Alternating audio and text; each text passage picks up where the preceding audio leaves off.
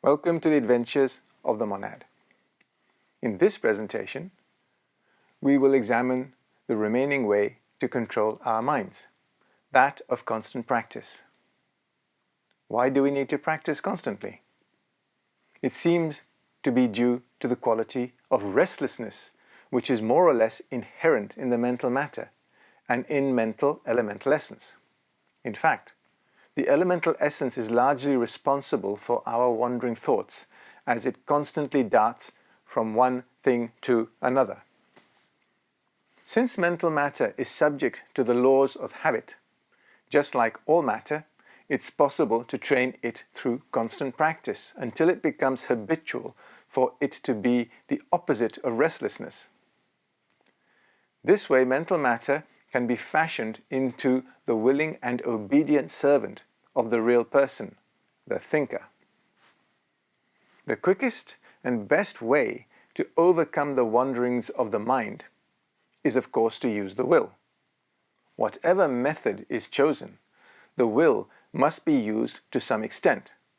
Some people rely solely on the force of the will, while others prefer to assist and supplement their willpower with philosophy, devotion, or any other device they may discover for themselves. It is, of course, possible to make a shell around oneself and thus exclude thoughts from outside. But this method is not recommended as a permanent plan, as shells are only temporary solutions. However, if you choose to use a shell, keep in mind that it cannot prevent wandering thoughts from arising within your own mind, but it can prevent the intrusion of casual floating thoughts left about by other people. It is advisable to employ only lower mental matter in making such a shell, as using higher mental matter or causal matter might keep out helpful thoughts or hamper your own thoughts as you communicate with your master. Having said that, how many of us have access, let alone control, of our causal envelopes? And have you ever met your master? In Freemasonry, the corresponding process is tiling the lodge, which is performed on the appropriate plan for the degree being worked. For your reference, tiling the lodge refers to the process of securing and guarding a Masonic lodge meeting to ensure privacy and prevent unauthorized entry. The power of concentration can and should be acquired in ordinary daily life.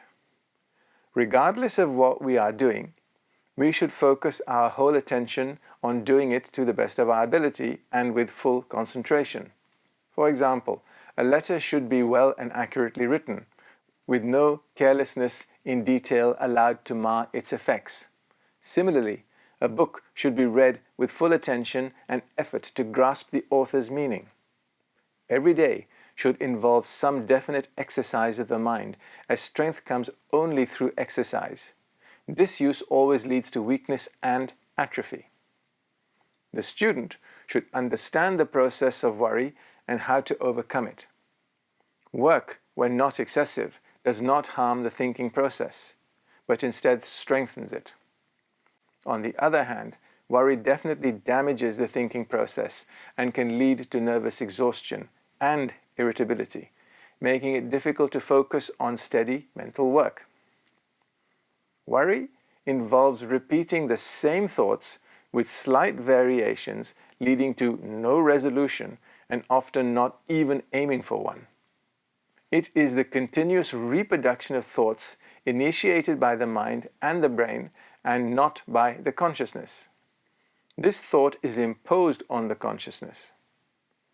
The thinker, one unable to resolve a problem, remains unsatisfied, and the fear of anticipated troubles keeps them in an anxious and restless state. Under this influence, which is not directed by the thinker, the mind and the brain continues to generate images that have already been formed and rejected. In worry, the thinker becomes controlled by their mind and brain rather than being their master.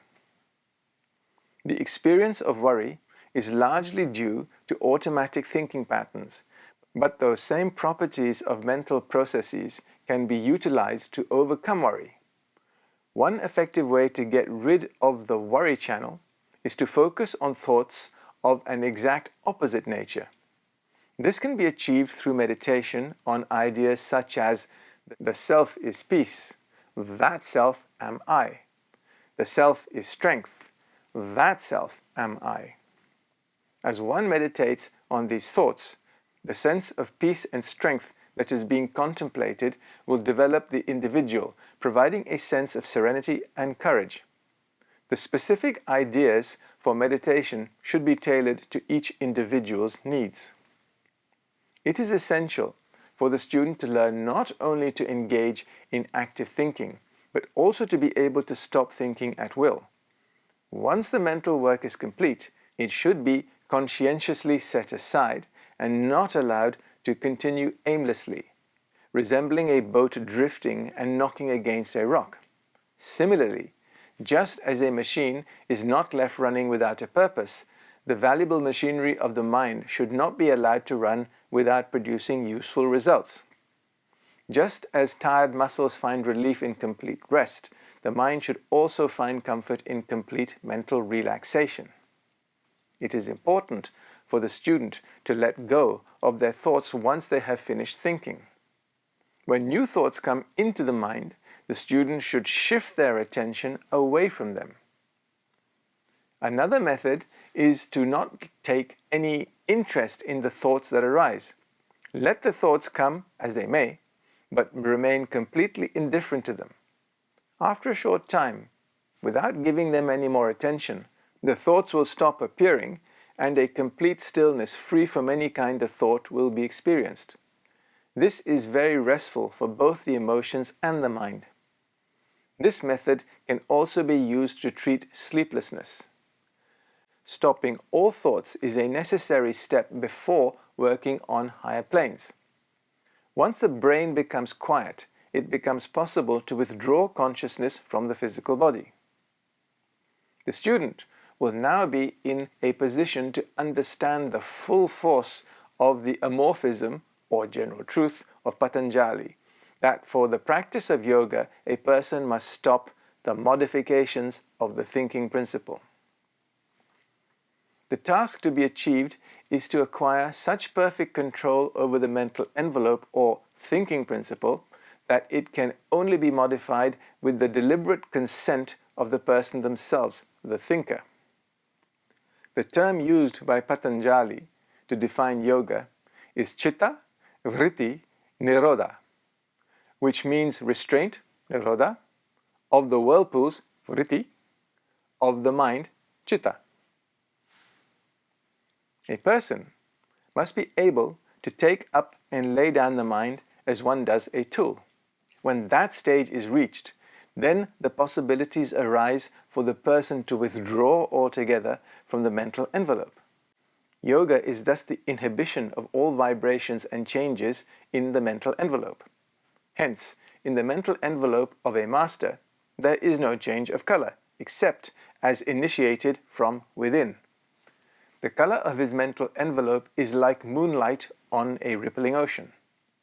All possibilities of color lies within that whiteness, but nothing in the outside world can change its hue. His mental envelope is simply an outer covering that he uses when he needs to communicate with the lower world. When the knower concentrates with a steady mind on one image, a result is obtained.